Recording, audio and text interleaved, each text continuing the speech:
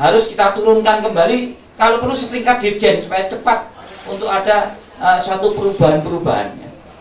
Yang mana kita sudah ingin swasembada deli misalnya, atau ingin swasembada di sektor hortikultura yang lain, kita lakukan itu dalam aturan sebagai barang yang diawasi.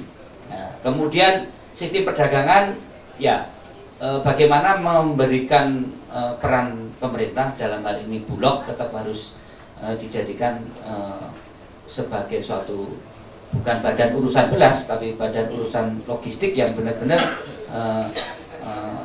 mampu memberikan suatu intervensi pasar dari peran negara, sehingga bukan operasi pasar yang cenderung charity dan sekedar pencitraan saja di dalam menyelesaikan persoalan-persoalan kadang naiknya harga-harga barang dan langkanya harga barang sebagai alasan untuk melakukan impor barang. Saya kira itu yang terjadi, dan saya kira Kepres itu tidak akan pernah keluar selama mindset dari pemerintah adalah cara berpikir ekonomi yang cenderung ke arah pasar. Saya kira terima kasih. Terima kasih. Selanjutnya kepada Pak Suryanti, mungkin punya data akademis tentang liberalisasi perdagangan ekonomi kita maupun nasionalisme kita yang harus dipertahankan. Mungkin juga ada data yang mengkaitkan dengan bagaimana perda-perda di daerah juga cenderung liberal, dan apakah dalam perda-perda itu juga Bunda Putri juga sampai di sana gitu. Jadi silakan. Terima kasih Pak Moderator. Kalau boleh sebelumnya saya mau sedikit klarifikasi. Sehari-hari saya bekerja di Fakultas Ekonomi UI sebagai pengajar, khususnya kuliah ekonomi politik sama makroekonomi. Dan sejak 2 tahun terakhir ini saya sudah tidak aktif lagi di LPM, saya aktif dengan penelitian sendiri, penelitian disertasi. Jadi saya mohon ini saja sebagai staf pengajar FEUI gitu. Terima kasih. Oh iya, tadi saya sudah menyimak paparan dari Pak Bima ya. Dan kalau boleh saya cerita sedikit nih, 5 tahun yang lalu saya waktu masih di LPM tuh pernah terlibat dalam penyusunan naskah akademik untuk bikin RUU perdagangan ini, dan waktu itu masih Bu Mari Pangestu semangat sekali kelihatannya ingin selesai tahun 2009 waktu itu undang-undang perdagangannya. Tapi terus ternyata saya nggak tahu prosesnya gimana, baru sekarang lah bisa dimulai gitu. Jadi sedikit banyak saya tahu juga lah proses yang terjadi dulu di sana ya. Dan kalau boleh saya mau lihat dari sudut pandang yang berbeda dari Mas Bima ya. Dulu saya menangkap ada satu persoalan di internal Kementerian Perdagangan yang menarik untuk diamati. Dulu itu waktu saya masuk dalam salah satu tim naskah akademik itu ada 3 dirjen Dagri, Daklu sama kerjasama perdagangan internasional. Dalam 5 tahun belakangan itu ternyata tambah 2 dirjen standarisasi dan konsumen itu, sama satu lagi dirjen pengembangan ekspor nasional. Teman-teman pasti tahu kan risiko Anda menambah pejabat eselon 1 di departemen, terus Anda nanti bikin undang-undang yang dimana itu domainnya departemen, itu pasti akan terjadi apa? Pasti kan ada secara internal tuh akan ada dalam tanda petik rebutan kewenangan kan.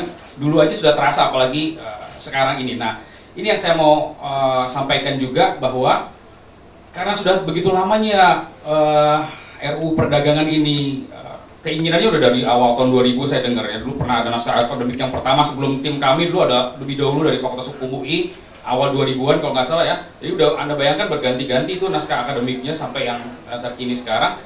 Nah, akibatnya ada banyak hal yang udah diatur lebih dulu dengan undang-undang lain gitu loh.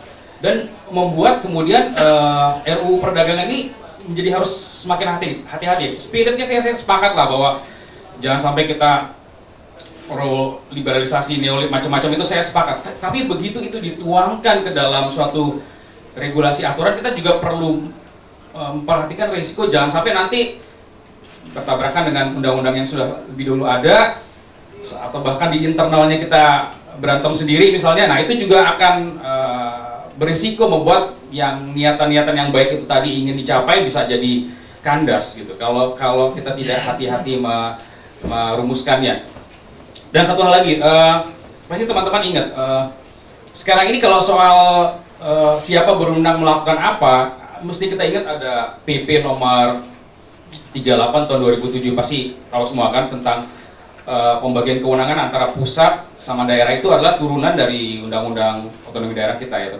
Nah di situ udah banyak diatur juga tuh aspek-aspek macam-macam. Misalnya aspek perdagangan gitu ya, pusat tuh mengerjakan apa, provinsi mengerjakan apa, kemudian kabupaten kota tuh mengerjakan apa. Nah itu juga harus diperhatikan tuh, jangan sampai nanti kita bikin peraturan yang menabrak yang sudah ada lebih dahulu ada. Misalnya tadi Mas, contoh izin untuk toko modern, pusat perbelanjaan, ya kan, pasar tradisional, itu siapa yang izin usahanya sekarang? Kan di tangan pemerintah kabupaten kota.